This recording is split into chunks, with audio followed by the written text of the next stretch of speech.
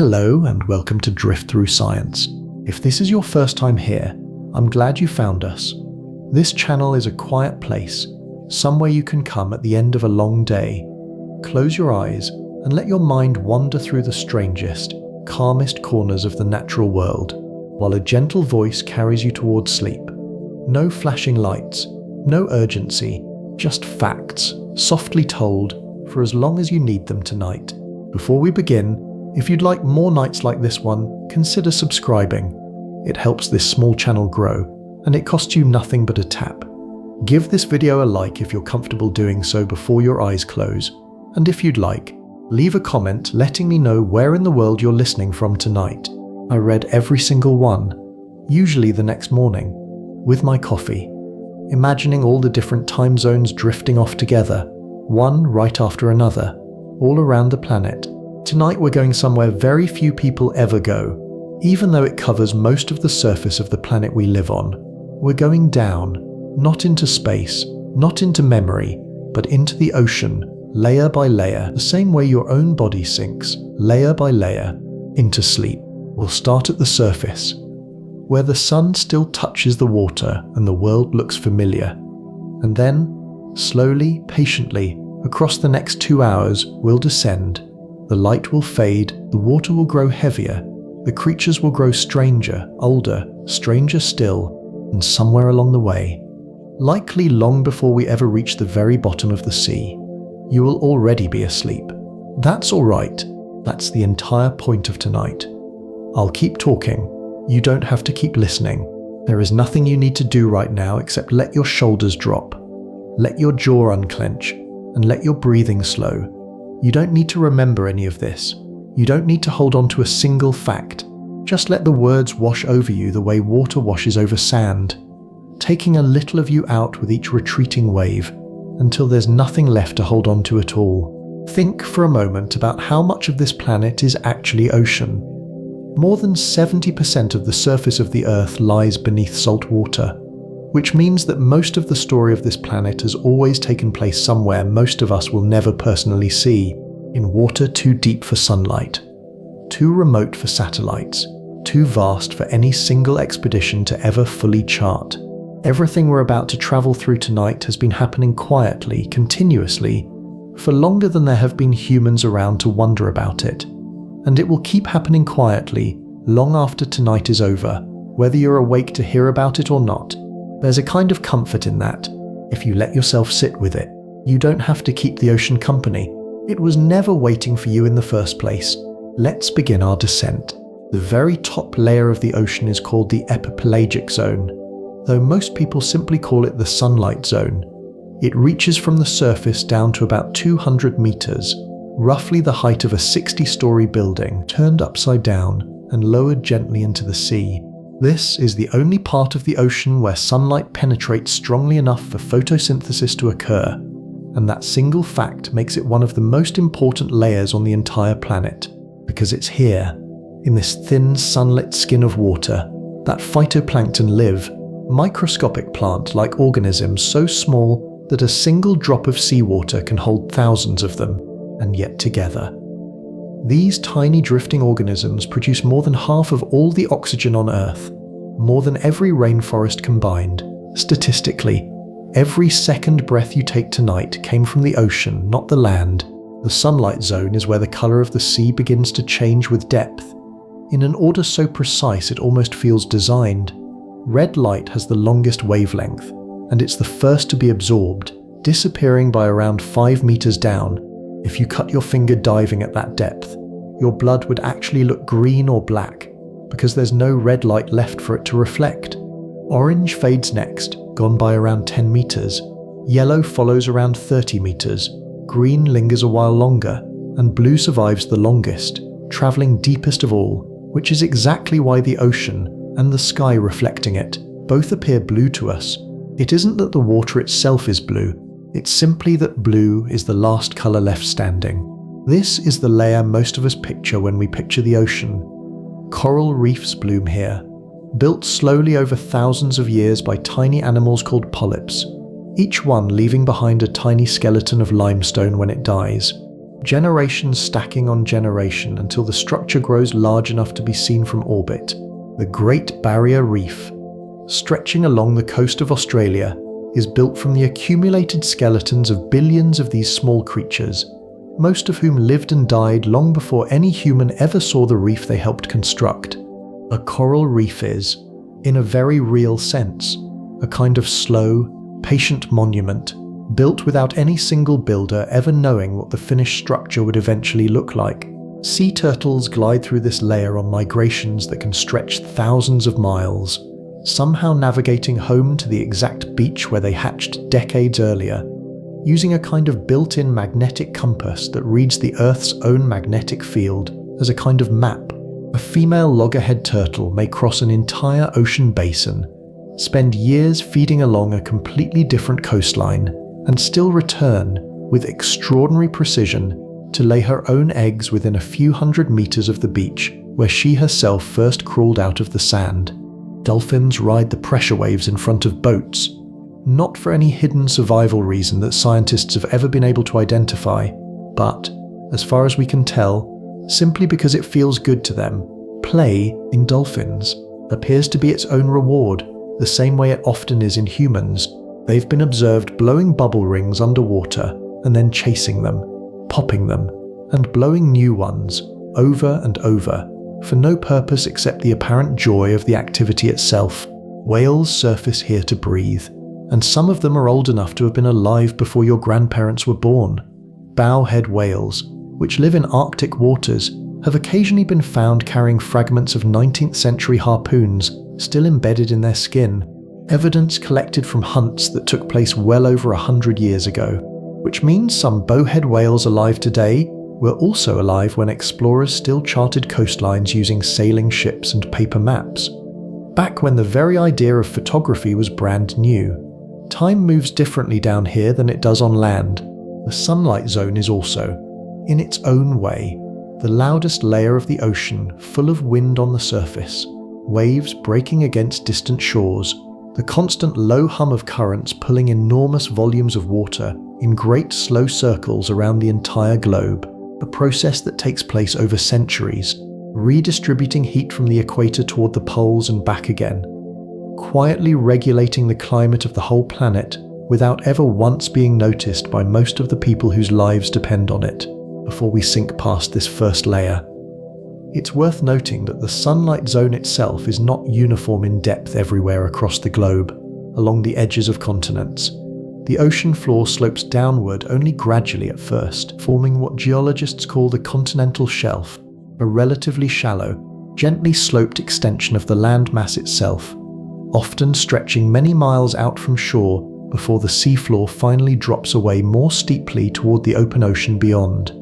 Continental shelves make up only a small fraction of the total area of the world's oceans, yet because they remain shallow enough for sunlight to reach the bottom, and because they receive a steady supply of nutrients washed down from nearby rivers and coastlines, they support a disproportionate share of the ocean's total fish population, and the vast majority of the world's commercial fishing takes place within these relatively narrow, shallow bands of water rather than out in the deep, open ocean beyond them. It's a useful reminder, before we head into deeper water together, that even within this first, most familiar layer of the sea, geography alone can completely reshape what kind of world exists just beneath the surface. But we are not staying awake, and we are not staying near the surface. We're going deeper, and as we sink past 200 meters, something remarkable begins to happen. The light does not simply dim further, it begins for the first time to disappear. Between 200 and 1,000 meters down lies the mesopelagic zone, better known as the twilight zone. This is the place where sunlight, which has been growing dimmer and dimmer ever since we left the surface, finally gives up entirely. By around 1,000 meters, it is gone completely. Not dim, not faint, simply gone, from this point on. For the rest of our long descent tonight, no sunlight will ever reach us again, but twilight is a fitting word for the upper reaches of this zone, because there is still just enough grey, filtered light for some creatures to make out shapes, not enough to see colour, not enough to make out detail, just enough to notice a silhouette passing somewhere above them. That thin residue of fading light has shaped an entire evolutionary strategy down here, one built almost entirely around staying hidden. Many animals in the twilight zone are silver, almost mirror-like, not for decoration, but because a mirrored body reflects the surrounding water rather than casting a solid, visible shadow that a predator below could spot silhouetted against the faint light above.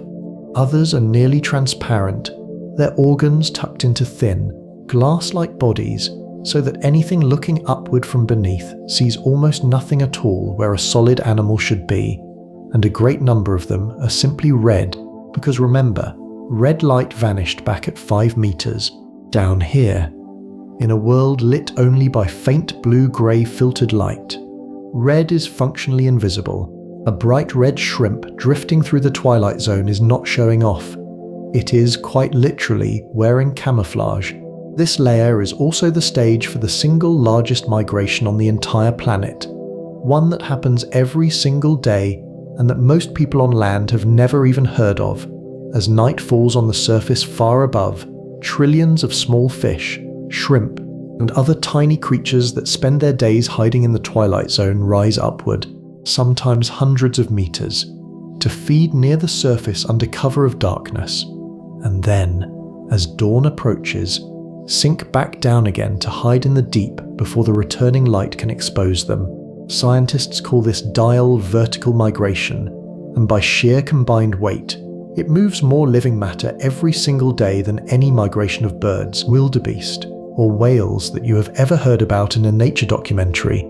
It happens constantly, silently, all around the world, every single night, and almost no one on land ever notices it happening beneath the waves they might be sailing across. And it is here, in this fading light, that one of the ocean's strangest talents truly begins to bloom: bioluminescence. Somewhere between 70 and 90% of the animals living in the twilight zone can produce their own light through a chemical reaction happening inside their own bodies. Lanternfish carry rows of tiny light-producing organs along their bellies, which many scientists believe function as a kind of counter-illumination, matching the dim light filtering down from above so that their own silhouette effectively disappears when viewed from directly below, a built-in invisibility cloak made entirely of light rather than darkness. The vampire squid, despite its dramatic name, is actually a slow, gentle, deep red creature roughly the size of a football, and when it feels threatened, it does not release a cloud of dark ink the way its shallow water relatives do. Instead, it releases a cloud of glowing, sticky mucus, buying itself time to drift quietly away while whatever startled it is left staring, confused, at a slowly dimming cloud of light where the squid used to be only moments before. There is something worth sitting with here in the twilight zone, as our own descent continues. This is the layer where the world stops being lit for you from the outside and starts being lit, instead, from within. The light down here is no longer borrowed from a sun 93 million miles away. It is generated internally. Small, self-made, private points of light scattered through an otherwise darkening world. That is not so different from what may be happening in your own mind right around now. If you are starting to drift, the bright, sharp, borrowed light of the day, deadlines, notifications, conversations, noise, begins to fade, and what remains starts to come from somewhere quieter, somewhere internal. Thoughts get softer around the edges. Images may start to arrive on their own, unbidden, the way bioluminescence blinks gently on in the dark. Self-generated, softly glowing. One more resident of this fading light deserves a mention before we sink further. Siphonophores, distant relatives of jellyfish, are not actually single animals at all, but colonies made up of thousands of smaller, genetically identical, specialized organisms called zooids, each one handling a different task. Some responsible for movement, others for feeding, others for reproduction, all working together as though they were a single creature. One species, a long, trailing siphonophore called Prior dubia, has been measured at lengths exceeding 40 meters, longer than a blue whale. making it a strong candidate for the longest animal currently known to exist anywhere on Earth. Quietly drifting through the twilight zone, built not from one single body, but from thousands of smaller ones, cooperating so seamlessly that the distinction barely seems to matter at all. Let that happen, if it's starting to. We are going deeper still. Past 1,000 meters, we enter the bathypelagic zone. Most people simply call it the midnight zone, and the name is not an exaggeration in the slightest. There is no light here at all, not dim light, not filtered light, none whatsoever. If you held your hand in front of your face at this depth, you would never see it, not even as a shadow, not even after your eyes had adjusted for hours. There is nothing for your eyes to adjust to. The pressure here is difficult to picture using ordinary numbers, so let's try an image instead. By 4,000 meters, the water pressing down on every square inch of you is roughly equivalent to the weight of a small car balanced on a coffee cup. And yet, life not only survives at this depth, it thrives here, quietly, in its own strange way. It has simply had to become very, very different in order to do so. Many midnight zone creatures are gelatinous, soft, loose-bodied, more water than solid matter, because a rigid body is far more likely to be crushed under such extreme and unrelenting pressure, while a body made mostly of water is already pressure-matched with everything surrounding it. Others have evolved bodies built almost entirely around a single purpose, never missing a meal. In a world where meals are agonizingly rare, the gulper eel has a mouth so enormous relative to the rest of its body that it can swallow prey far larger than itself, its stomach stretching like a slowly inflating balloon. Because down here, you never know when, or even if, your next meal is coming, and you simply cannot afford to be picky about size. This is also the realm of the anglerfish, probably the most famous resident of the deep sea, thanks to the strange glowing lure that dangles just in front of its jaws like a tiny lantern, tempting smaller, curious fish close enough to be swallowed whole in an instant. But the anglerfish holds an even stranger secret than its lure. In many species, the males are tiny, a small fraction the size of the females, and when a male finally finds a female somewhere in this vast, dark, nearly empty world, he bites onto her body and simply never lets go again. Over time, his own body actually fuses with hers. Their blood vessels merge into one shared circulatory system. He stops being an independent animal altogether, becoming instead a kind of permanent, living attachment, supplying sperm whenever she needs it, for the remainder of her life. It sounds strange to us on the surface, but in an environment this dark and this empty, where finding a mate even once might be a once-in-a-lifetime event, permanently holding on may genuinely be the only strategy that makes evolutionary sense.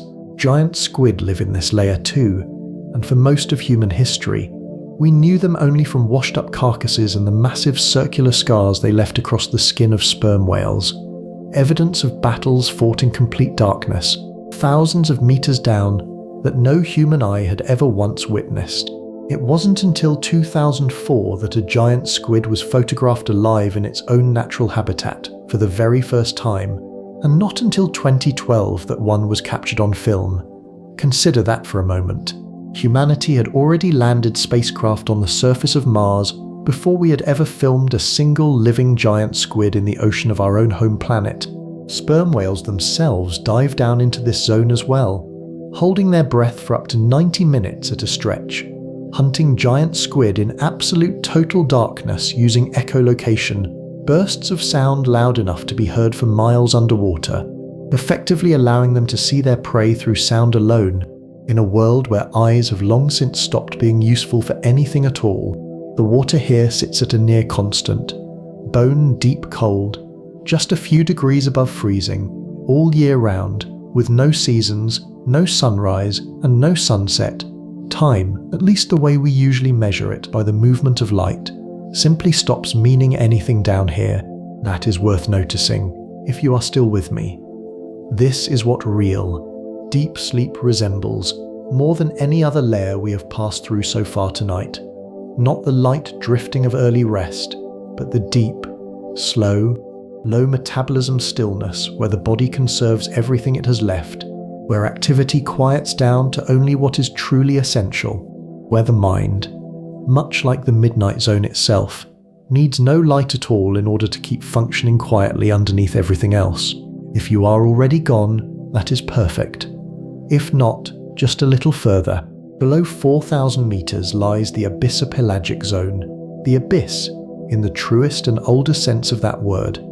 This single layer covers roughly 3/4 of the entire ocean floor, which means, in a very real sense, the abyss is not some rare, exotic edge of our planet. It is the single most common landscape on all of Earth. More of our world looks like this than looks like any forest, desert, or mountain range you have ever seen with your own eyes. We simply never see it, because it sits beneath 4 kilometers of freezing, lightless water, permanently out of reach of ordinary human experience. Down here, the pressure has climbed to roughly 600 times what you feel while standing at the surface. The temperature hovers barely above freezing, permanently, in total and complete darkness, every single day of the year, every year, for as long as the ocean itself has existed. And still, against every intuition we might carry with us, this is not a dead place at all. One of the strangest discoveries in the entire history of biology happened here in 1977, when scientists exploring the seafloor near the Galapagos Islands found something that, by every rule known at the time, should not have been possible. Thriving communities of life clustered around towering hydrothermal vents, cracks in the Earth's crust where mineral-rich water, heated by magma far below, jets out violently into the freezing surrounding ocean. Until that moment, every single ecosystem known to science had ultimately depended, in one way or another, on sunlight. Plants converting sunlight into usable energy, and everything else eating those plants, or eating something else that had eaten those plants. But here, thousands of meters beneath any trace of sunlight whatsoever, entire ecosystems were somehow surviving on a completely different foundation altogether: chemosynthesis, a process in which bacteria convert chemicals spewing directly from the Earth's own interior into usable energy, with no sunlight required at any step of the process. Towering tube worms, some growing over 2 meters long, clustered densely around these vents despite having no mouth and no digestive system of their own at all. Instead, they host entire colonies of these chemical-converting bacteria directly inside their own bodies, essentially farming their own food supply using nothing but the heat and chemistry rising up from the planet itself. This single discovery rewired how scientists think about the possibility of life throughout the rest of the universe. If life does not need sunlight here, on the ocean floor of our own planet, then perhaps it does not need sunlight on the icy, permanently sunless moons of Jupiter and Saturn either, places like Europa and Enceladus, which scientists now consider among the most promising candidates for finding life somewhere else in our solar system, largely because of what we happen to find, quite by accident, in our own abyss, away from the vents themselves. The abyssal plains stretch on for thousands of flat, featureless, silent miles, covered in a slow, constant, gentle snowfall, not of ice, but of what oceanographers call marine snow, a quiet, unhurried drift of dead plankton, shed skin cells, and other organic debris slowly sinking down from all the sunlit, living layers far, far above. It can take several weeks for a single flake of marine snow to sink all the way from the surface down to the abyssal floor, drifting the entire time, and it forms the base of the food web for almost everything living down here that isn't clustered directly around a hydrothermal vent. Scattered across these plains, in certain regions, lie strange, dark, potato-sized lumps called manganese nodules, deposits of metal that form so unbelievably slowly, layer by layer around a tiny original core, that a single nodule roughly the size of a human fist might have taken several million years to grow to that size. This is a landscape built almost entirely on patience. Nothing rushes down here.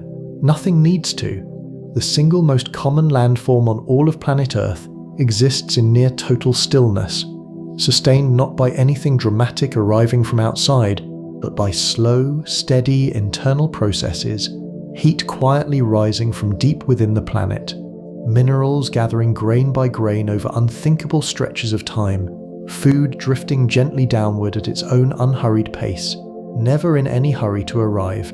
If your mind has gone quiet by now, properly quiet, the kind of quiet that no longer reaches for the next thought, this is the layer it most resembles, not an empty stillness, but a sustained one, life going on, steady and unlit. Whether or not anyone above the surface is even aware that it is happening at all, we have one layer left tonight. The deepest place on the entire planet. Beyond 6,000 meters, the ocean floor itself begins to fall away, not gently, but in long, narrow, plunging trenches carved deep into the crust wherever one tectonic plate slides slowly beneath another. This is the Hadal-Pelagic Zone, named for Hades, the ancient underworld, because for most of human history, this layer felt less like a real place and more like a myth, somewhere so deep it seemed to belong more to legend than to geography. The deepest of these trenches is the Mariana Trench, located in the Western Pacific, and its lowest point, a small, curved basin known as the Challenger Deep, sits nearly 11,000 meters below the surface of the ocean above it. To try to picture that distance, if you took Mount Everest, the tallest mountain on the surface of the Earth, and dropped it straight down into the Challenger Deep, its snowy peak would still sit more than 2 kilometers underwater. The tallest mountain on the entire planet would simply vanish into that trench, with plenty of room left to spare. The pressure at that depth is almost impossible to translate into anything intuitive, but let's try one more time. It is roughly equivalent to the weight of about 50 jumbo jets pressing down on a single human body, all at once, from every direction simultaneously. And yet, even here, this is not an empty place. Small, pale, translucent creatures called snailfish have actually been filmed swimming at these depths. The deepest fish ever recorded on camera, along with amphipods, tiny shrimp-like scavengers that gather in surprising numbers wherever anything organic happens to sink down that far into the darkness. Humans have visited this exact spot only a small handful of times in all of recorded history. The first descent came in 1960, when Jacques Piccard and Don Walsh rowed a steel vessel called the Trieste all the way down to the bottom of the Challenger Deep, a nearly 5-hour descent, followed by only 20 minutes spent actually on the bottom, because a crack had formed in one of the outer viewing windows under the sheer strain of the pressure, and neither man dared to linger any longer than necessary. It would be more than 50 years before anyone returned. In 2012, filmmaker James Cameron piloted a solo submersible entirely alone back down to that same trench, becoming the first person in history to reach the deepest known point on Earth by himself. Even today, more people have walked on the surface of the moon than have ever visited the bottom of the Challenger Deep. We currently have better, more detailed maps of the far side of the moon and better maps of the surface of Mars than we have of the floor of our own ocean's single deepest point, simply because sunlight and radio waves can reach the moon and Mars easily, while neither one can penetrate more than a few hundred meters of seawater at all. This is, as far as we currently know, the furthest edge of what our planet's ocean has to offer, the coldest point, the heaviest, the most silent, the least visited place on Earth, relative to how physically close it actually is to wherever you happen to be lying right now. And yet even here, at the very bottom of everything, life persists, quietly, without any audience watching, without ever needing one. For as long as humans have sailed across the ocean, we have told each other stories about the enormous, terrifying creatures believed to live beneath our boats. Most of those old stories, it turns out, were not entirely made up. They were simply real animals, seen briefly, from a distance, in poor light, and then exaggerated a little more with every retelling around a fire. Take the legend of the Kraken, a colossal sea monster said to drag entire ships down into the depths. First written about by Scandinavian sailors centuries ago, for a long time it was dismissed as pure fantasy, but we now know that giant squid, and their even larger, even less understood relative, the colossal squid, genuinely do exist in the deep ocean. and genuinely do grow to extraordinary sizes. A giant squid's eye can be as large as a dinner plate, the largest eye of any animal on the planet, likely evolved specifically to catch the faintest possible flicker of bioluminescent light from a hunting sperm whale approaching through the darkness. When 18th and 19th century sailors occasionally found enormous, mysterious tentacle marks on the sides of whales, or came across a massive decomposing carcass floating at the surface, unlike anything they had ever seen before, the myth of the Kraken was not really a myth at all. It was a reasonably accurate rumor about a real, giant animal that almost no one had ever actually gotten a clear look at. Sea serpents, another common feature of old sailors' tales, are now widely believed to have been sightings of oarfish, an extraordinary long, ribbon-shaped, silvery fish that can grow beyond 11 meters in length, making it the longest bony fish known to science. Oarfish normally live in the deeper twilight and midnight zones we passed through earlier tonight, and are very rarely seen alive by humans at all in many cultures. Particularly in Japan, oarfish washing up on shore has historically been treated as an omen, sometimes even nicknamed the messenger from the sea god's palace, believed by some to signal an approaching earthquake. Modern science has not found a reliable connection between oarfish strandings and earthquakes, but the story persists, in part because an 11-meter silver ribbon of a fish washing ashore is, quite genuinely, a strange and memorable enough sight to inspire legend all on its own.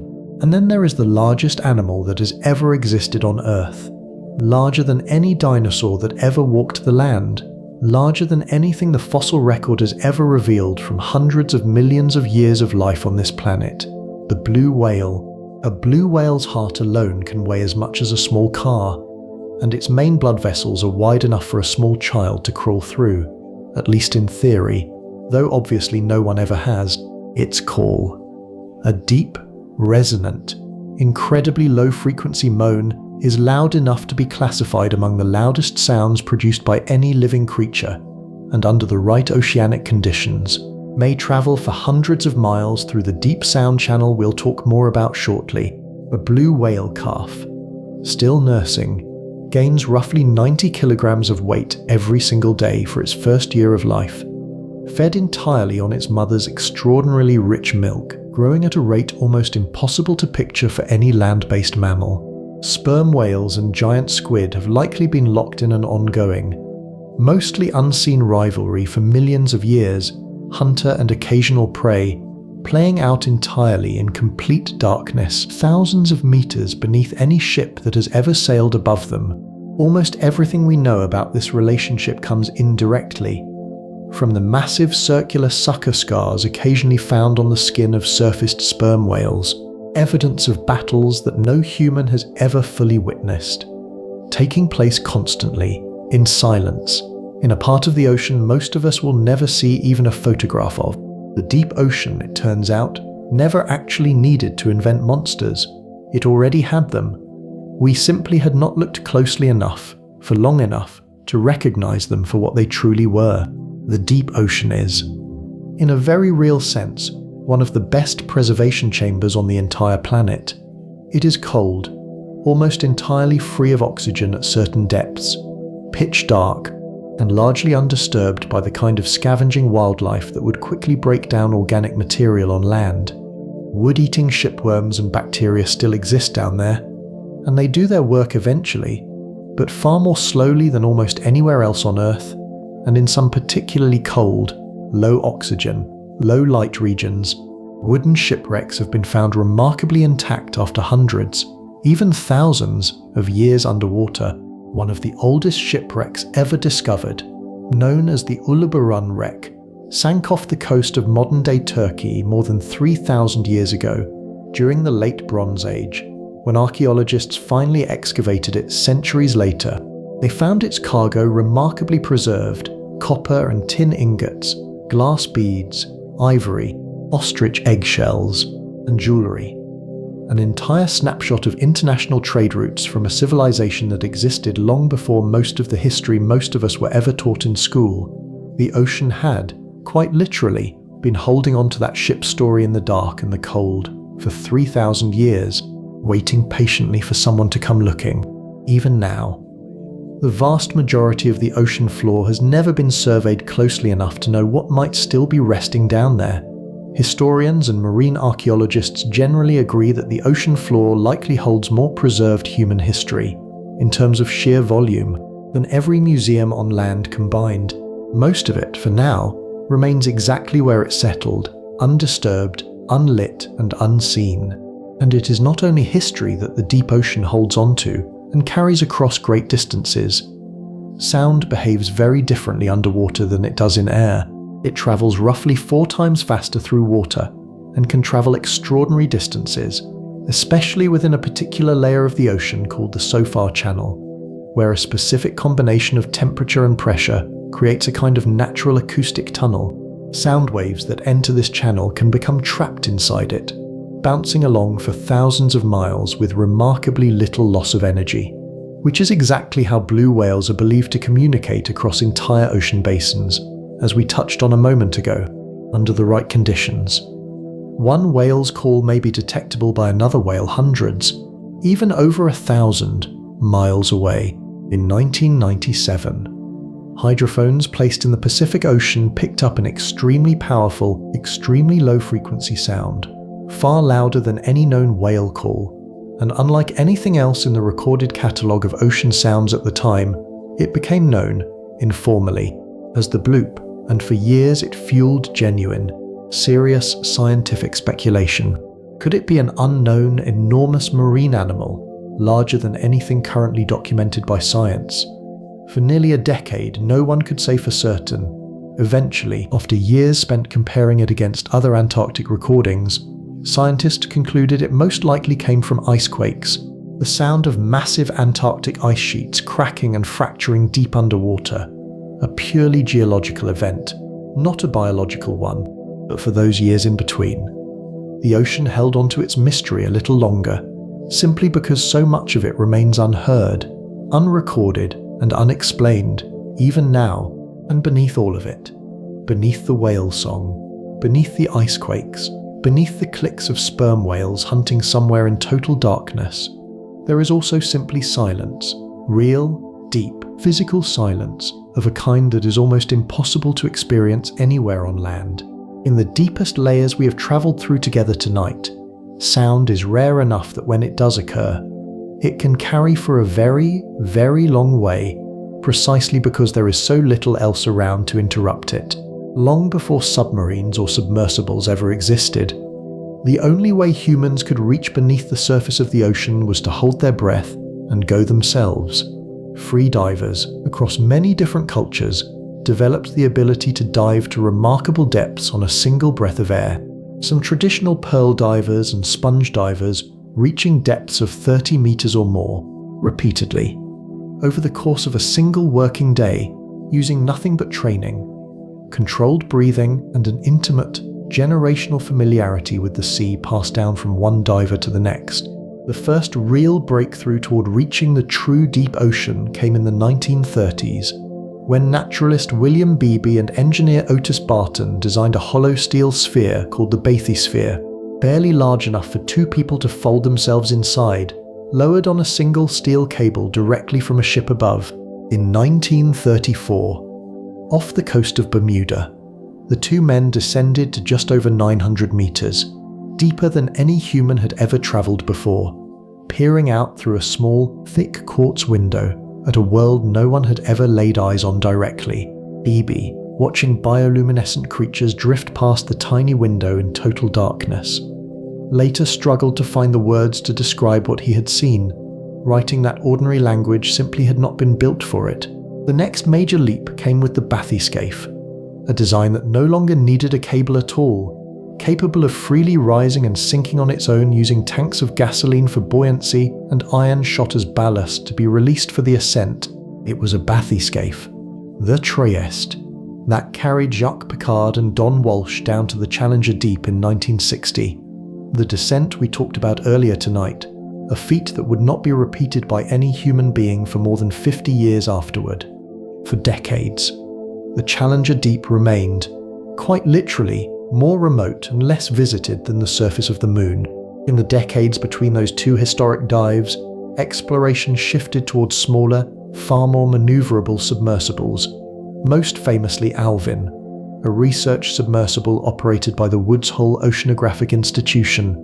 First launched in 1964, Alvin has since made thousands of dives over the decades, and its crews were responsible for locating the wreck of the Titanic in 1985, exploring hydrothermal vent ecosystems for the first time in the late 1970s, and recovering a lost hydrogen bomb from the seafloor off the coast of Spain in 1966.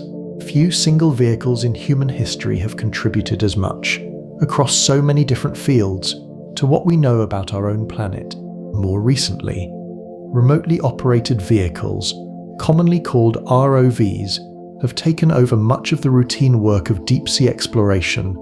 Connected to a ship above by a long tether carrying power and data, these unmanned robotic vehicles can spend hours or even days at extreme depths, exploring, filming, and collecting samples, without ever putting a human life at risk in the crushing pressure below.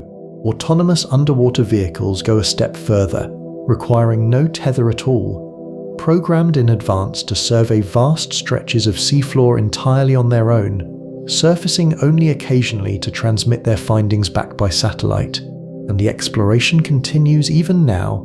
In 2019, explorer Victor Vescovo piloted a submersible called the Limiting Factor to the bottom of every one of the world's 5 ocean basins, including a return trip to the Challenger Deep, becoming the first person to visit the deepest point of every single ocean on Earth.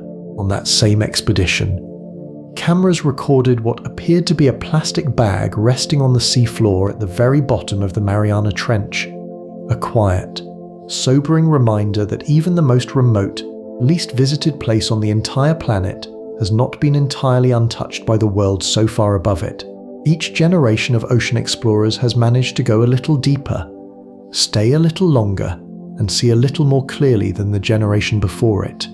And yet, even with every advance in technology across nearly a century of effort, we have still, by most estimates, explored only a small fraction of what lies beneath the waves. The deep ocean remains, even now, one of the last great unexplored frontiers left on our own planet.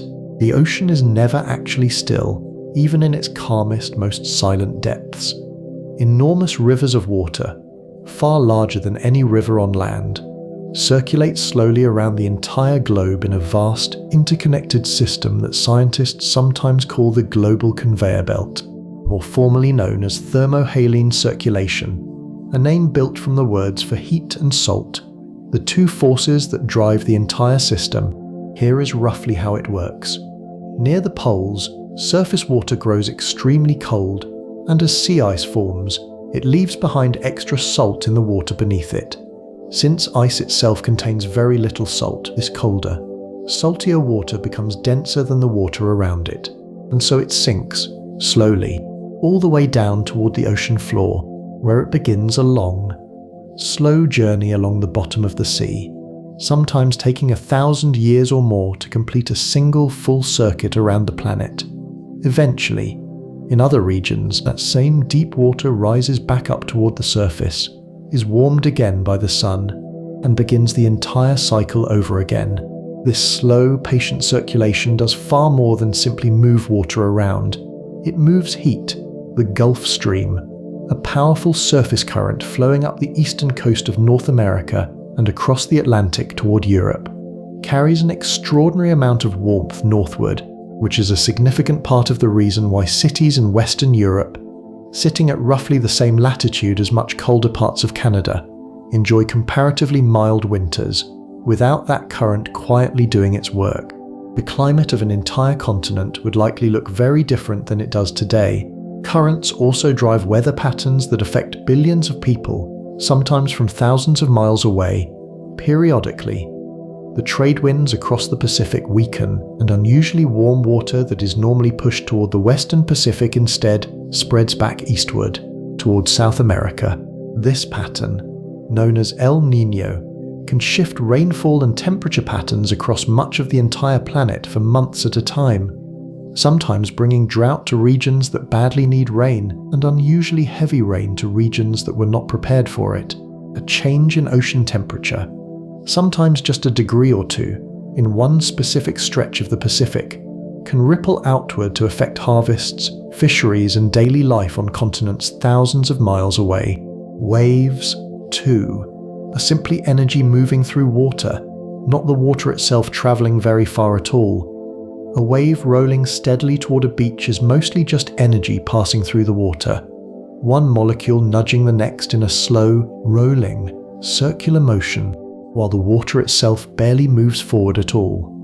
Mostly just rising and falling in place as the energy of the wave rolls on past it toward the shore, where it finally releases everything it has been carrying, sometimes across thousands of miles of open ocean, in a single, brief, breaking moment on the sand. The ocean, in other words, is not simply a static body of water sitting quietly on the surface of our planet. It is closer to being one enormous, slow, patient, endlessly circulating engine, redistributing heat, driving weather, shaping coastlines, and connecting the climate of every single place on Earth to every other place. Whether we ever notice the connection or not, somewhere near the very beginning of this long night, we talked about hydrothermal vents on the abyssal plain, cracks in the Earth's crust supporting entire ecosystems that need no sunlight at all. It's worth returning to those vents once more now, because many scientists believe something even larger may have happened there, roughly 4 billion years ago, the very first spark of life on our entire planet. Early Earth was a genuinely hostile place by any modern standard. Its surface regularly struck by asteroids and comets, its atmosphere thick with gases that no animal alive today could ever breathe, but deep on the ocean floor, sheltered from the worst of that chaos above, hydrothermal vents were already quietly doing what they still do now, releasing a steady stream of heat and chemical energy from within the planet itself.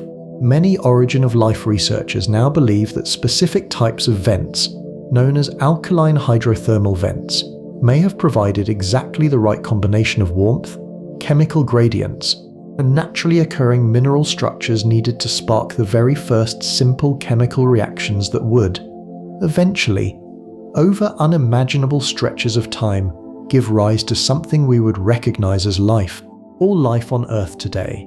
Every plant, every animal, every bacterium appears to share a single common ancestor, an organism scientists sometimes refer to, almost poetically, as LUCA, the last universal common ancestor. LUCA was not the very first living thing to exist, but rather the most recent single organism from which every form of life alive today can trace its lineage back. Genetic evidence increasingly suggests that LUCA itself may have lived in an environment closely resembling a hydrothermal vent, thriving on chemical energy in total darkness, at the bottom of a young, chaotic ocean, long before anything resembling a plant or an animal had ever existed. The deep ocean also continues to reveal organisms today that stretch our basic definitions of what life even requires to survive. Extremophiles, organisms that thrive in conditions once assumed to be completely lethal, have been found living directly inside the scalding, mineral-rich water pouring out of hydrothermal vents, at temperatures that would instantly kill almost any other living thing on the planet. Other microorganisms have been discovered living deep within solid rock, far beneath the ocean floor, apparently surviving for extraordinarily long stretches of time on almost nothing at all, at a pace of life so slow it barely resembles what we typically think of as living. Every time scientists have discovered a new extremophile, thriving somewhere previously assumed to be far too hostile for anything alive, it has quietly expanded our understanding of where exactly life is even possible, and it has done more than that. It has reshaped how scientists search for life elsewhere in the solar system, on Europa, on Enceladus, on Mars, on any world with liquid water and a source of chemical energy, however unlikely that world might otherwise look on its cold, frozen, sunless surface. In a very real sense, every living thing that has ever existed, every whale, every human being, every single person listening to this sentence right now, may ultimately trace its origin back to a dark, warm, mineral-rich crack in the ocean floor. In a young and chaotic ocean, roughly 4 billion years ago, the ocean is not only where the largest and strangest creatures on Earth happen to live today, by most current scientific understanding, it is also where all of us, in the deepest, most literal sense, actually began. Not every part of the ocean fits neatly into the warm, sunlit picture most of us carry in our minds.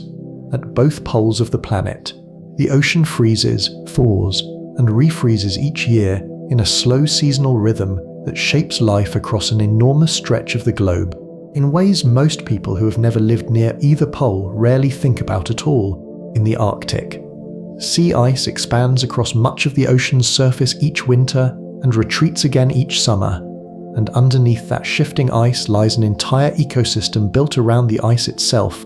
Tiny algae grow directly on the underside of the ice, tinting it faintly gold or brown, forming the base of a food web that supports everything from small crustaceans to fish, seals, and eventually polar bears, who spend much of the year hunting from the surface of the ice itself rather than swimming through open water.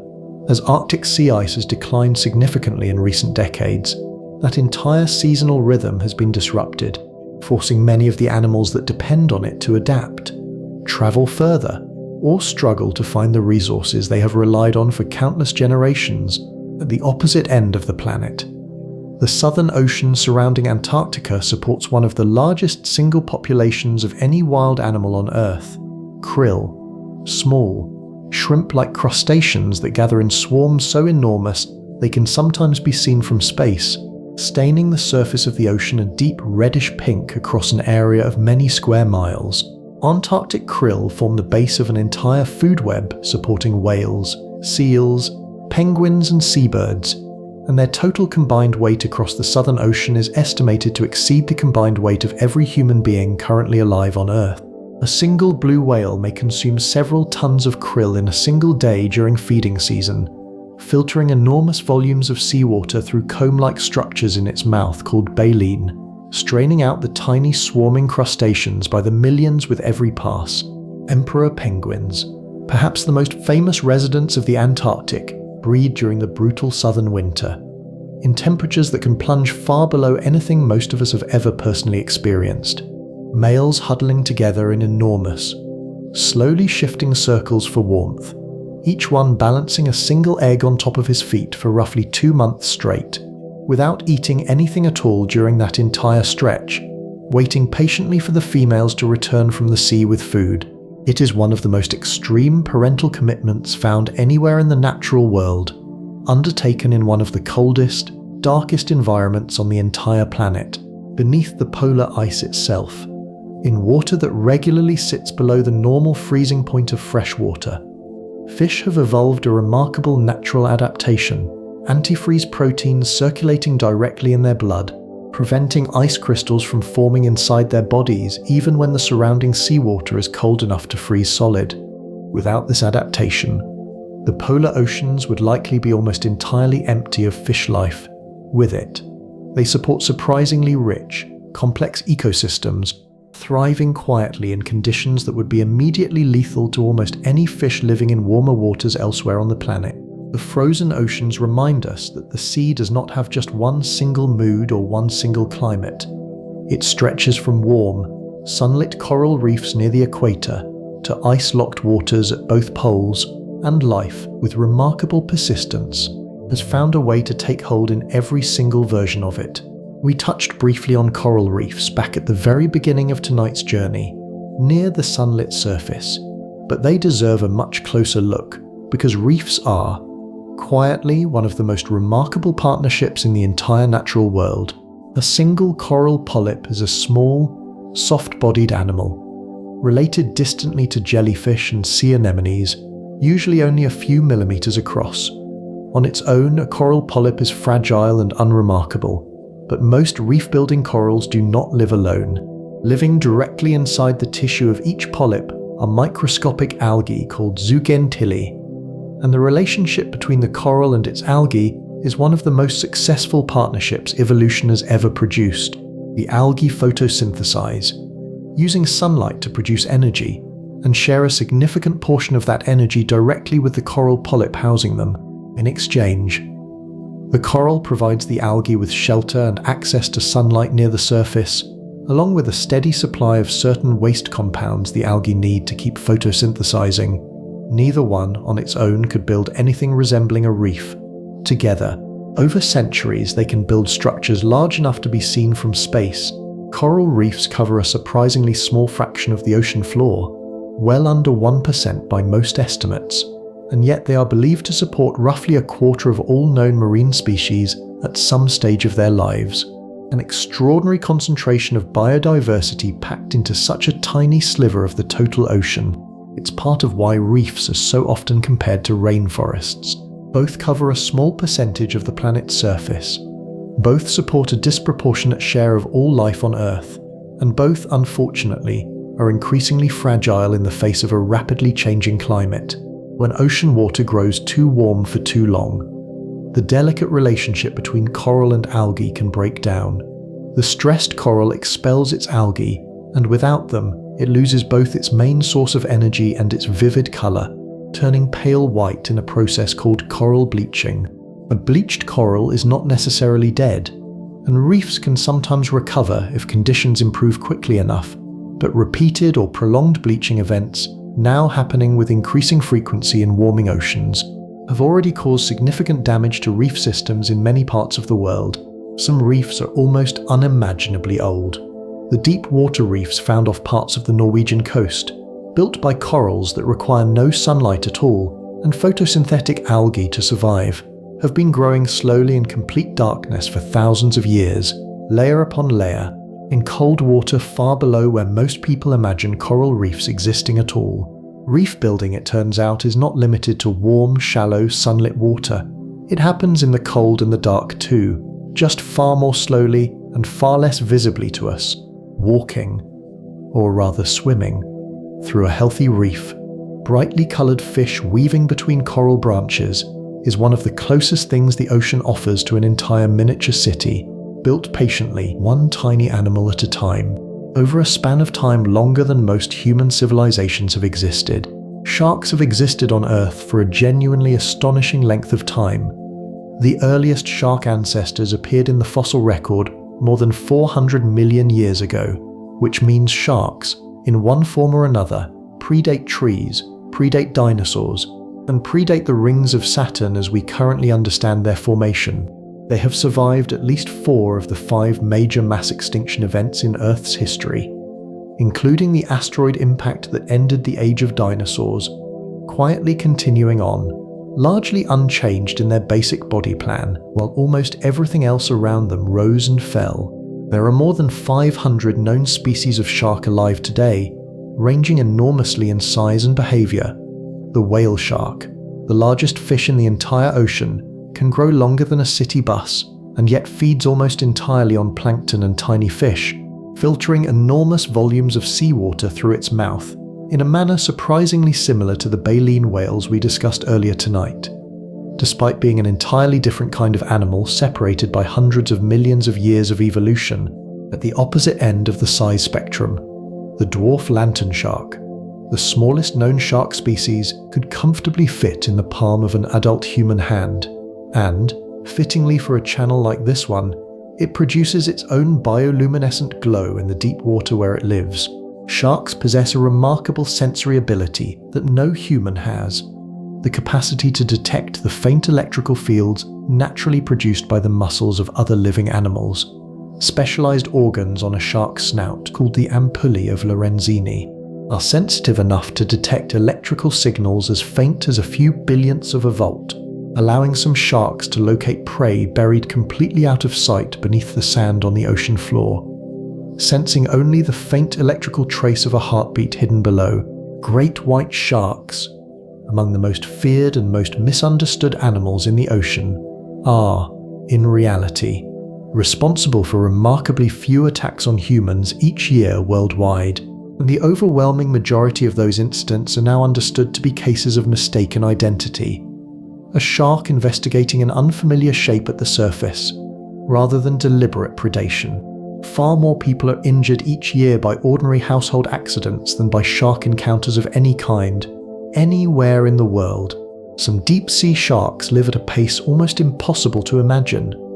The Greenland shark, found in the cold waters of the North Atlantic and Arctic Ocean, grows extraordinarily slowly, and recent research using radiocarbon dating suggests some individuals may live for several centuries, potentially making them the longest-lived vertebrate animals currently known to science.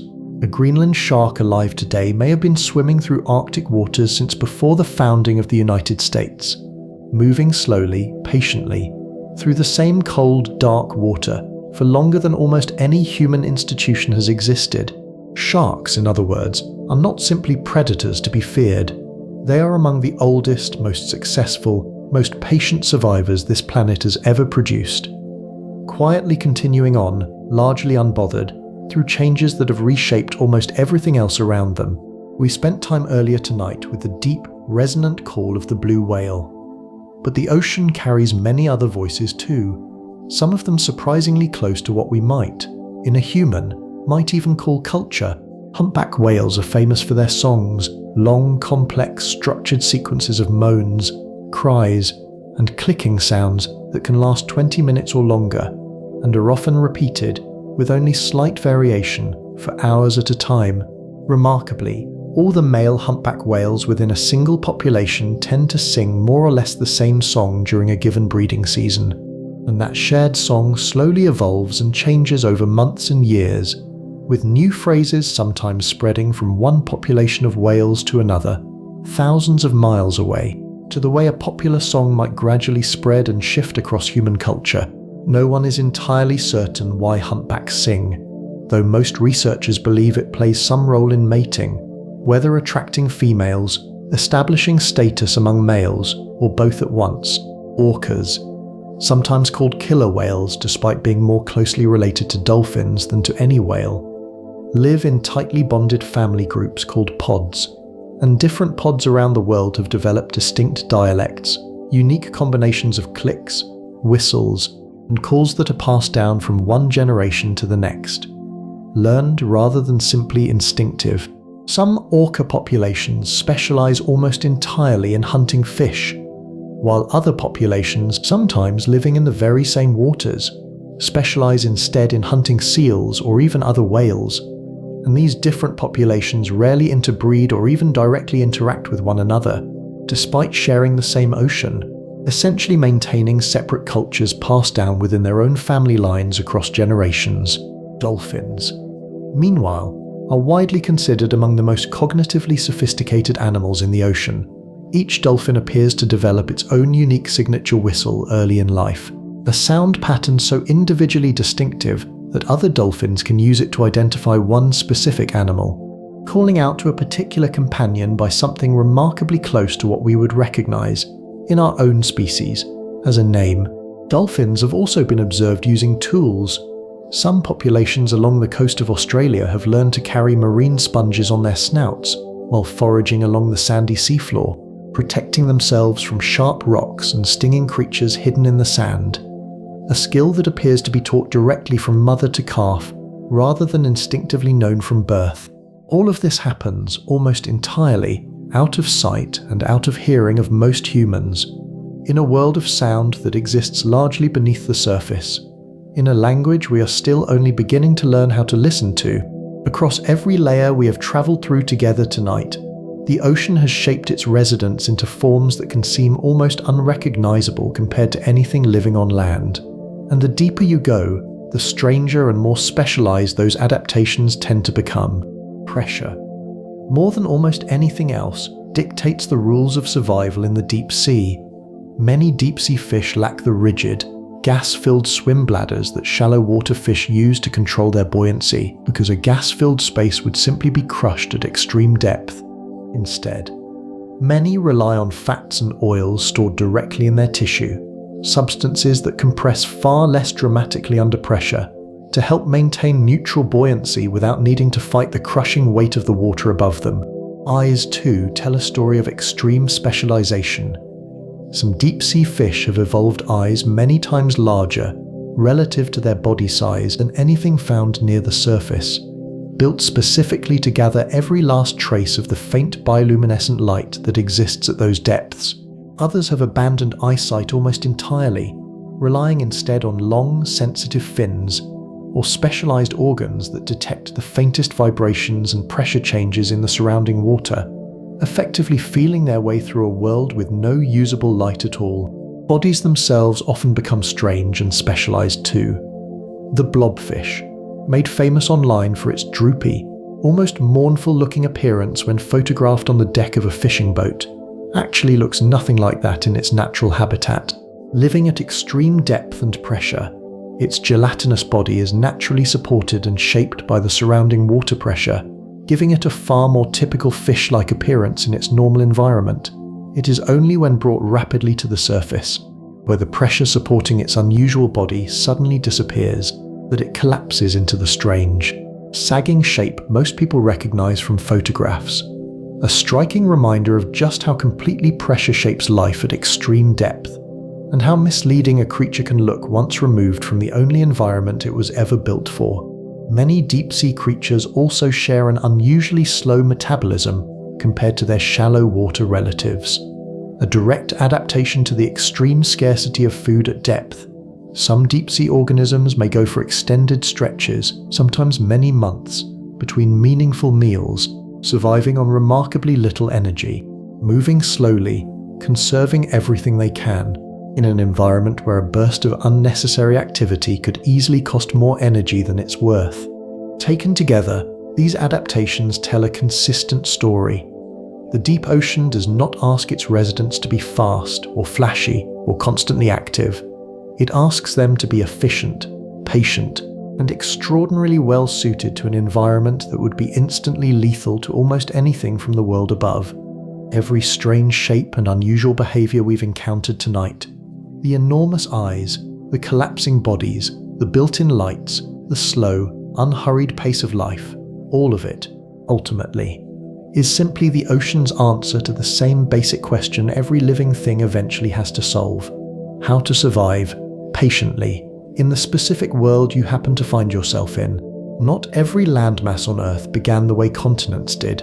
Scattered across the open ocean, particularly the Pacific, are chains of islands that were, quite literally, built from the bottom of the seafloor upward, piece by piece, by volcanic activity occurring far beneath the waves. The Hawaiian Islands offer one of the clearest examples of this process. Deep beneath the Pacific, in one fixed location, a plume of unusually hot material rises steadily from far within the Earth's mantle, a feature geologists call a hotspot. The tectonic plate above it, the Pacific Plate, is constantly drifting slowly across the Earth's surface, roughly at the same rate your fingernails grow, while the hotspot itself stays fixed in place below, over millions of years. As the plate has slid steadily northwest across that stationary hotspot, it has left behind a long trail of volcanic islands, each one forming directly above the hotspot at the time, then gradually drifting away from it as the plate continued moving, growing older, quieter, and more eroded with each passing million years. The big island of Hawaii, still directly above the hotspot today, remains volcanically active, while islands further along the chain, having drifted away from the hotspot long ago, have gone completely quiet, weathered by wind and rain over millions of years into the older, more gently rounded islands we see on a map today. Charles Darwin, best known for his work on evolution, also proposed a remarkably elegant explanation for how a very different kind of island, the coral atoll, forms over time, decades before anyone could confirm it directly. Darwin suggested that atolls begin as fringing reefs growing around the base of a volcanic island. As the volcanic island itself slowly sinks beneath the waves over millions of years, worn down and pulled downward by the same slow geological processes that shape ocean floors everywhere, the coral reef surrounding it keeps growing upward, keeping pace with the sinking island, always staying close to the sunlit surface it depends on. Eventually, the original volcanic island disappears entirely beneath the water, leaving behind only a ring-shaped coral reef and a shallow lagoon marking the place where a mountain used to rise. It would be more than a century before deep drilling through several atolls finally confirmed that Darwin had been exactly right. Layers of volcanic rock, precisely where his theory predicted they should be, buried far beneath centuries of accumulated coral. Not every volcanic island survives either. Some rise briefly above the waves during a period of eruption, only to be worn away again by the constant action of waves and currents within just a few years, appearing on a map for a short while before quietly vanishing back beneath the surface entirely, as though they had never existed at all. These slow, patient processes, a hot spot fixed deep in the mantle, a reef quietly outpacing a sinking island, remind us that even the solid ground beneath a tropical island, the kind of place many people picture as the very definition of permanence and stability, was itself built, gradually and patiently, out of fire and coral, rising slowly from the depths of the very ocean we have been exploring together all night, twice each day. In most parts of the world, the ocean rises and falls along the shoreline in a slow, steady rhythm that has shaped coastal life, coastal cultures and coastal ecosystems for as long as humans have lived near the sea. That rhythm is the tide, and it is driven almost entirely by something far above the ocean itself, the gravitational pull of the moon. The moon's gravity pulls gently on the entire Earth, including the water covering roughly 70% of its surface, and it pulls slightly harder on the side of the Earth facing the moon at any given moment than it does on the far side.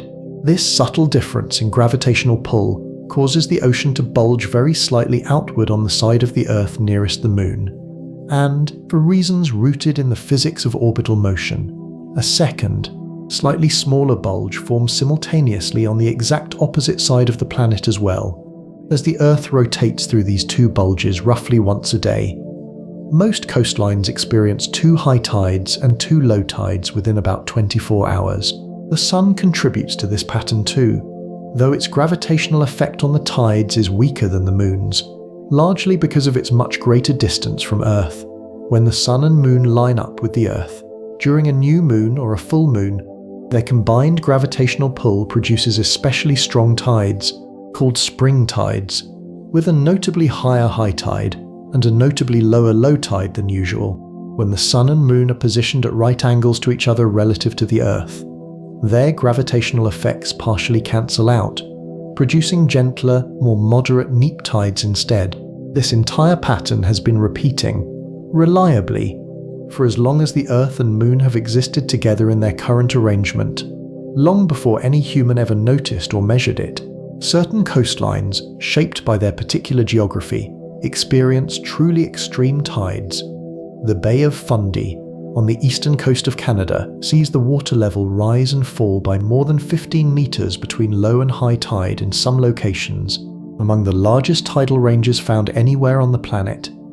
Driven by the specific shape and size of the bay itself acting almost like a gently rocking bathtub, amplifying the ordinary tidal rhythm into something far more dramatic.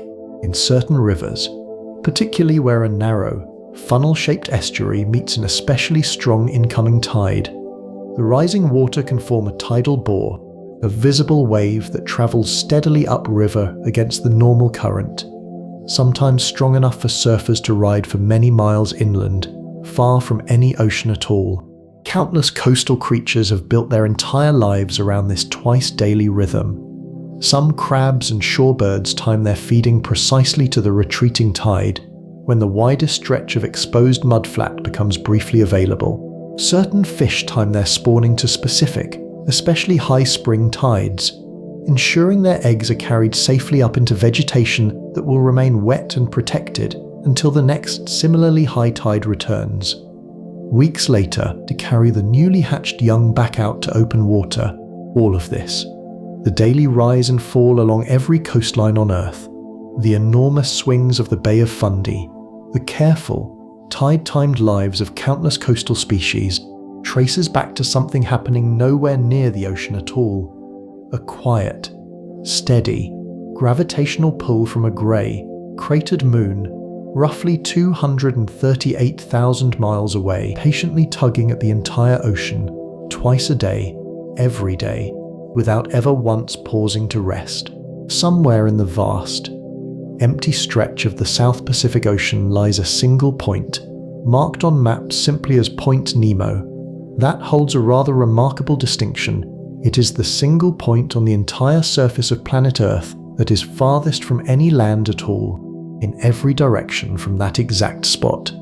The nearest scrap of land, whether a continent or the smallest uninhabited island, lies more than 2,400 kilometers away. To put that distance into perspective, someone standing at Point Nemo is, at that moment, closer to certain astronauts than they are to any other human being on Earth. The International Space Station orbits at an altitude of roughly 400 kilometers, meaning that when its orbit happens to pass directly overhead, the astronauts aboard are, quite literally, nearer to that spot in the ocean than the nearest human beings standing on solid ground anywhere on the planet. It is a strange, quiet fact to sit with.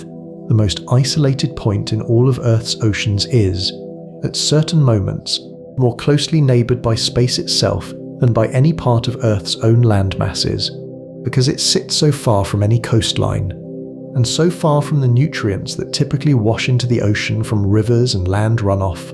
The waters immediately around Point Nemo are also among the least biologically productive stretches of ocean anywhere on the planet, sometimes described as an oceanic desert.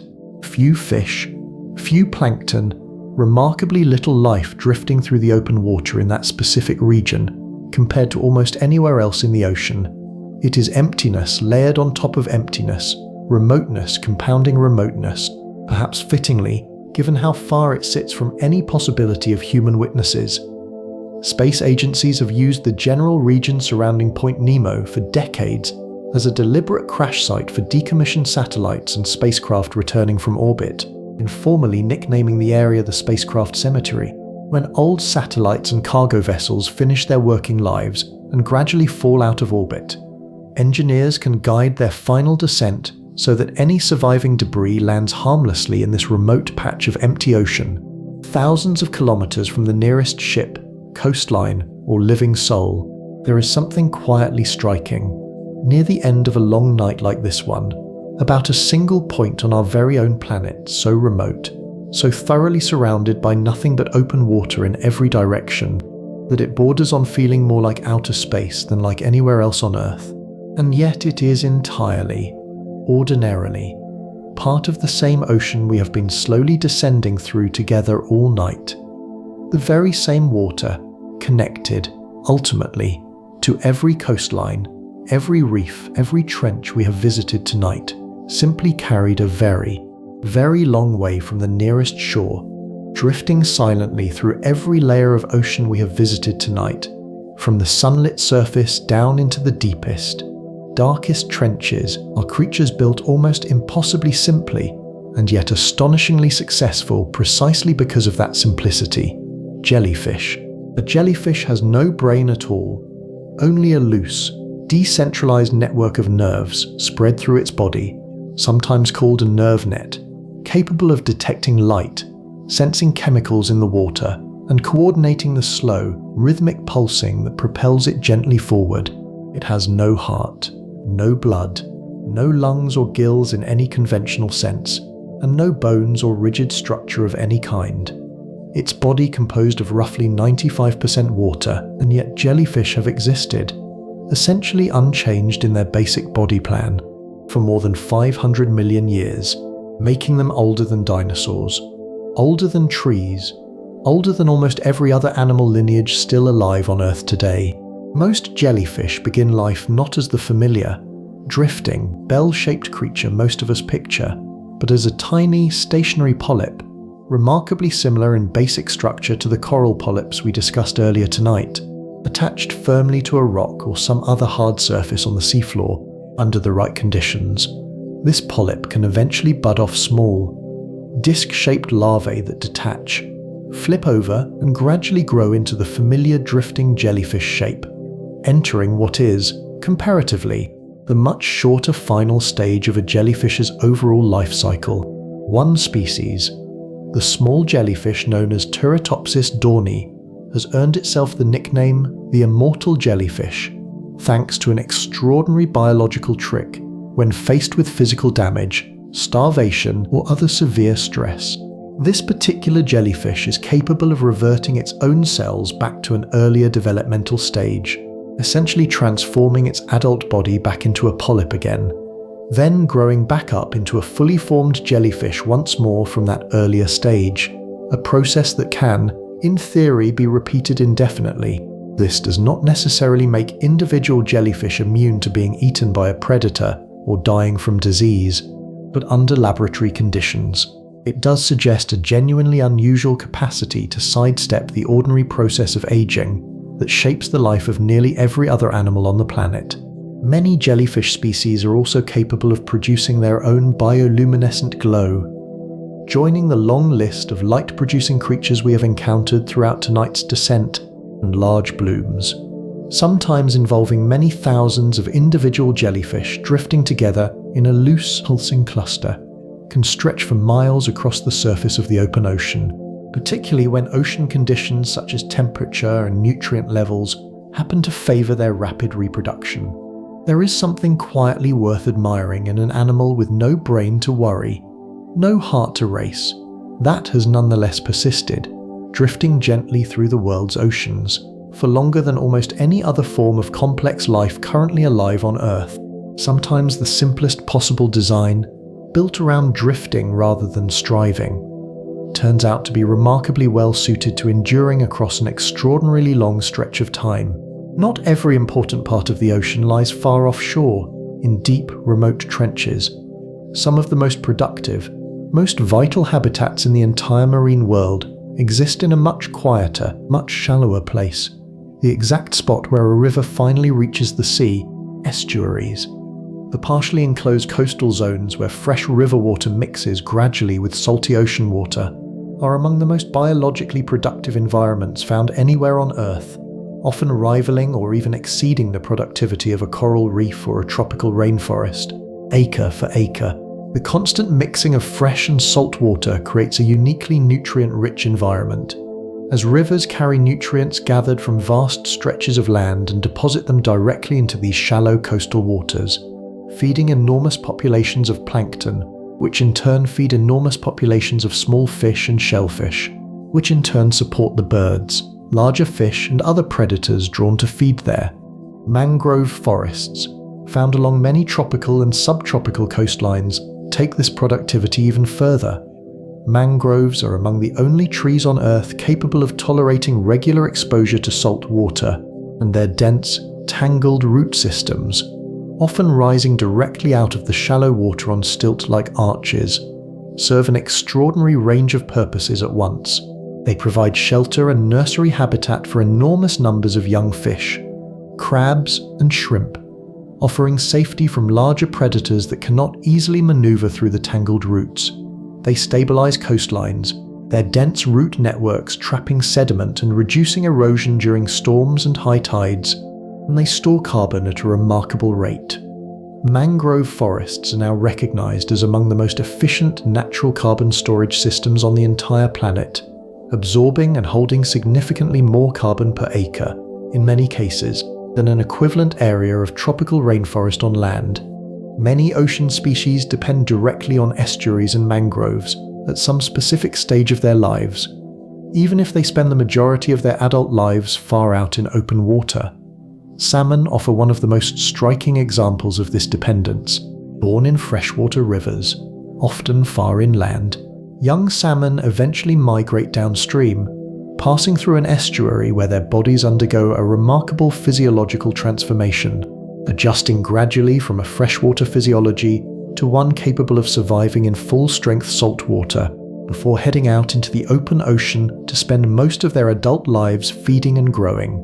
Then, when the time comes to reproduce, adult salmon reverse the entire journey, swimming back through the same estuary, and often back to the very same river, sometimes even the very same specific stretch of stream where they themselves originally hatched years earlier, guided by a combination of magnetic sensing and an extraordinarily precise memory of the unique chemical scent of their home water. Estuaries and mangroves, in other words, function as something like a bridge, or perhaps a nursery, connecting the freshwater world of rivers and the saltwater world of the open ocean, quietly supporting an outsized share of ocean life at exactly the fragile, in-between stage when that support matters most. Almost every sea on Earth is defined, at least in part, by land, a coastline curving along one edge or another, marking where the water ends and the shore begins.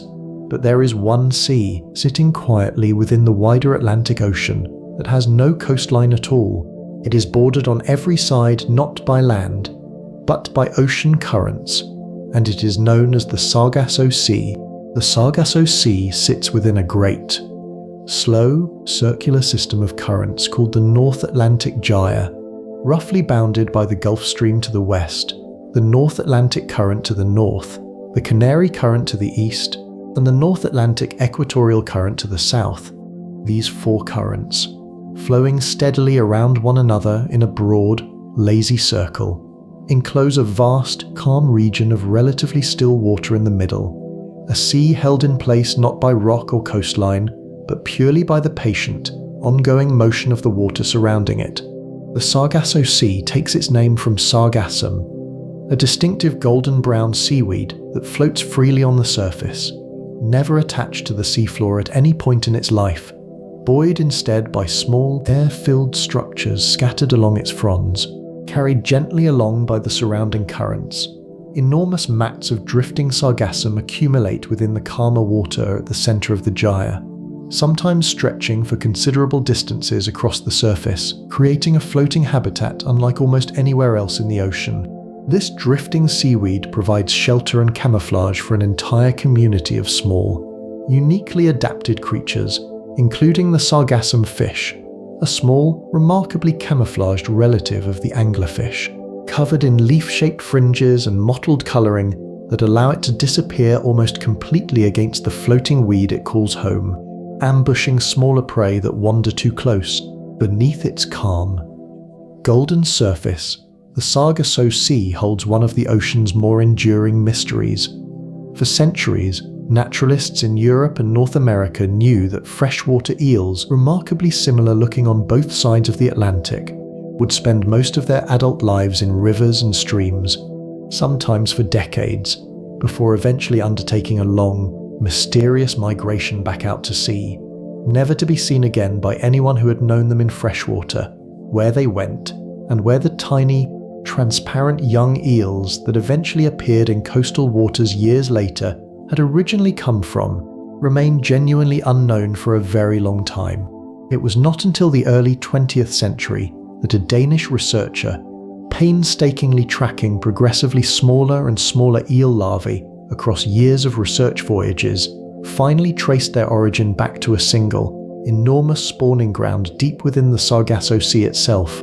Both European and American eels, it turned out, travel enormous distances, some crossing thousands of miles of open ocean, to reach this exact same patch of calm water to spawn, after which the adults are believed to die, having completed the single long journey of their entire adult lives. Their tiny larvae then drift for months, sometimes over a year, carried by ocean currents back toward the coastlines of Europe or North America, depending on the specific species, eventually reaching freshwater rivers and beginning the long, quiet cycle all over again. The calm, current-bound waters of the Sargasso Sea also happen to overlap significantly with a region of ocean that has attracted a very different kind of story over the years, the so-called Bermuda Triangle, an area of the Western Atlantic popularly associated, in folklore and popular media, with unexplained disappearances of ships and aircraft. Careful analysis by maritime historians and insurance industry researchers who have every practical incentive to understand genuine patterns of loss at sea has consistently found no statistical evidence that this region experiences a higher rate of disappearances than any other heavily trafficked stretch of ocean of comparable size. The unusually calm, current-bound, occasionally windless conditions found within the Sargasso Sea itself may, ironically, have contributed to some of the earlier stories. Older sailing vessels dependent entirely on wind could become genuinely, dangerously becalmed within this specific patch of ocean, sometimes for extended stretches of time.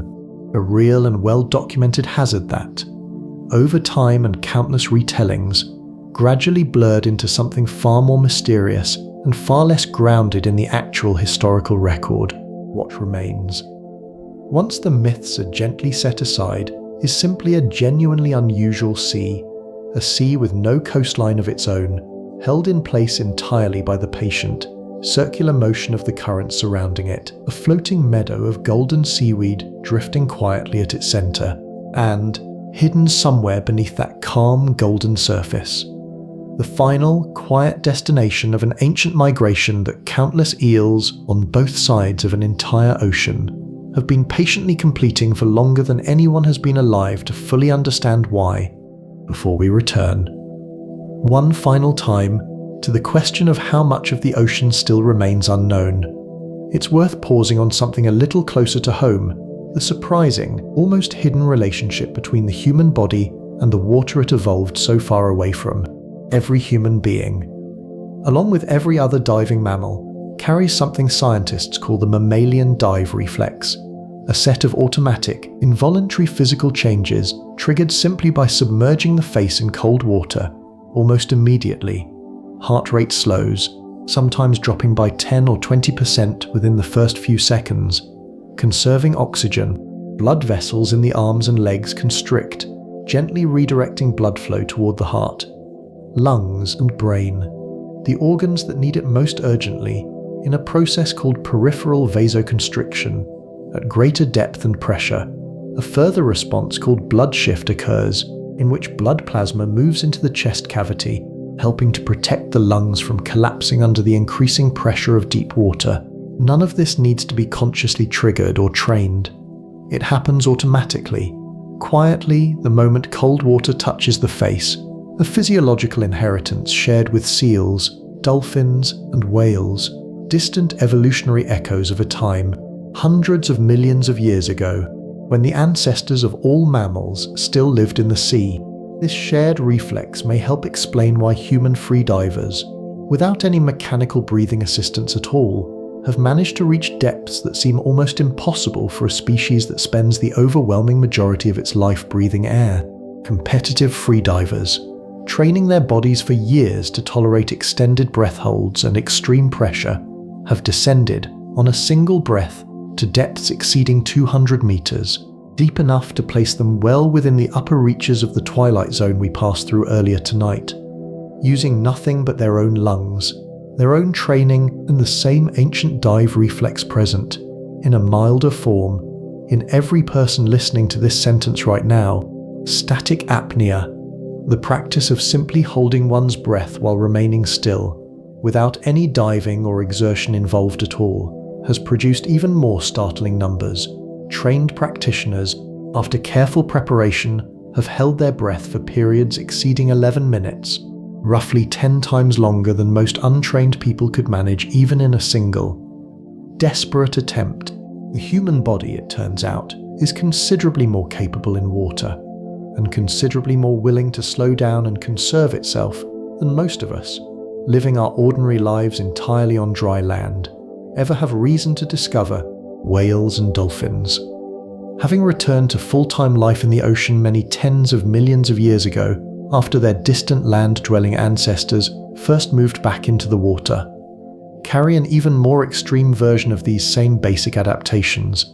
Sperm whales, as we discussed earlier tonight, can hold their breath for up to 90 minutes at a stretch while hunting in the deep midnight zone. Their blood carries dramatically higher concentrations of oxygen-storing proteins than human blood does, and their muscles are packed with an oxygen-binding protein called myoglobin at levels many times higher than found in any land mammal, allowing their muscle tissue to store and slowly release oxygen throughout an extended dive, long after their lungs alone could have sustained them.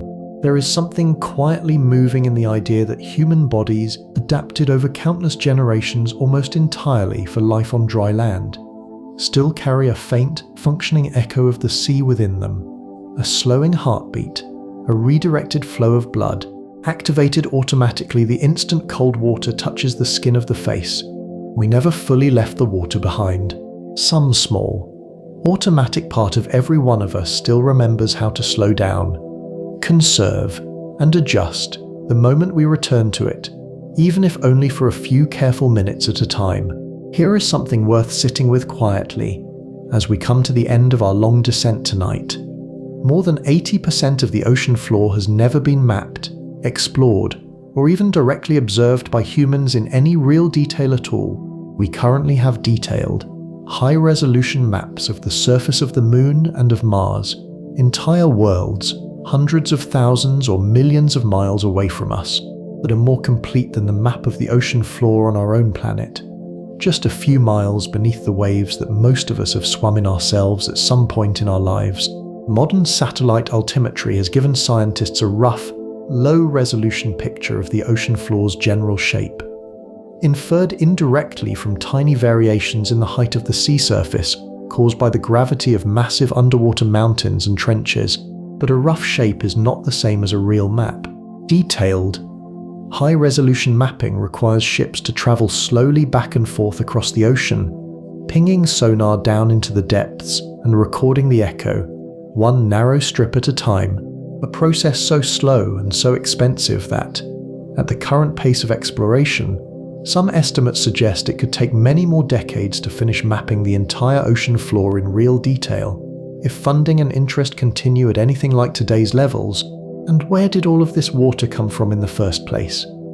The leading scientific explanation traces back roughly 4 billion years to a young, molten Earth, where intense volcanic activity released enormous amounts of water vapor that had been trapped deep inside the planet's interior since its formation. That vapor rose, cooled, and eventually fell back down as rain. Rain that may have continued on and off for millions of years, slowly filling the low-lying basins that would eventually become our first oceans. Many scientists also believe that icy comets and asteroids colliding with the young Earth during a chaotic early period of the solar system delivered a substantial amount of additional water from far out at the edges of the solar system, adding even more to what was already rising up from within the planet itself over unimaginable stretches of time. Minerals slowly dissolved out of rock on land and washed down into these growing oceans, gradually building up the salt content that gives seawater the distinctive taste it still carries today. A taste that is, in its own strange and quiet way, a kind of liquid memory stretching back across billions of years of rock, rain, and time. We know more, in some very real ways, about the surface of worlds we have never once set foot on than we currently know about the floor of the world we are lying on top of right now. The ocean beneath you tonight, wherever you happen to be listening from, is still, after everything, after the entire span of human history, mostly unexplored, we have come a long way together tonight, from the sunlit surface, warm and familiar, down through the fading twilight, into the total darkness of the midnight zone, across the slow, patient stillness of the abyss, and finally down to the very bottom of the world. A trench deeper than any mountain on Earth is tall, visited by fewer people than have ever walked on the moon. Along the way we met the giants and the myths they inspired, the ships and stories the ocean has quietly held on to for thousands of years, and the vast, silent majority of the seafloor that still remains, even now, almost entirely unknown to us. We drifted past volcanic islands rising slowly from nothing, past coral reefs built one tiny patient life at a time, past a sea with no shoreline of its own, held together only by the slow turning of currents around it. We felt, in a small way, the same pull the moon has been quietly exerting on every coastline on Earth for longer than any living thing has existed to notice it. We met creatures with no brain and no heart that have still, somehow, outlasted almost everything else alive today, and we found, tucked away in our own bodies, a quiet, automatic echo of the sea we never quite finished leaving behind. These are, in their own way, human stories too, even the ones about creatures that never once encountered a human being. Stories about how much of our own planet remains a mystery to us, even now, even after everything we have learned. Stories about how life finds a way to continue, steadily and patiently, even in total darkness, even under crushing weight, even without anyone ever watching. And perhaps, most of all, stories about patience itself, about how something as vast and complete as an ocean was built slowly, one drop of rain, one grain of sediment, one small creature at a time, over a span of time so long that it barely fits inside human understanding at all. You don't have to remember any of it. None of these facts need to stay with you past tonight. What matters more, if anything, is simply the feeling of having traveled somewhere very far, very deep, and very quiet, together for a little while, before letting it all go. Somewhere out beyond wherever you happen to be lying right now. That same ocean is still moving, still circulating, still sinking and rising in its own unhurried rhythm, exactly as it has for billions of years, with or without anyone awake to keep it company. If you are still here with me, still listening, I want you to do one last thing before we part for tonight. Picture yourself, gently sinking, not falling, just sinking, the way marine snow sinks, unhurried, weightless, taking its own sweet time. Let the light around you fade the way it faded for us tonight, layer by layer. Let your thoughts, whatever they have been tonight, grow softer, quieter, more distant. The way sound behaves in the deepest parts of the sea, rare and precious, and slow to interrupt the silence surrounding it. There is no need to reach the bottom. There is no need to understand everything down there, or catalogue it, or hold on to any of it. Some of the most common landscape on our entire planet has never been seen by a single human eye, and it is doing perfectly fine without us watching. You do not have to hold on to anything tonight either. You can simply let yourself drift. Thank you for spending this time with me tonight, on the very first episode of Drift Through Science. If this helped you unwind, I would be genuinely grateful if you would subscribe. It is a quiet, free way to help this small channel keep going, and it lets me know these long, slow nights are actually reaching someone out there, rather than simply drifting off into the silence on their own. And if you are still awake enough to type, let me know in the comments where in the world you are drifting off from tonight. I'll be reading tomorrow morning with my coffee, imagining exactly where each of those little lights on the map might be. There is another story waiting for you, whenever you are ready for it, resting quietly on the screen for another night. Whenever you happen to come looking for it again, sleep well and good night.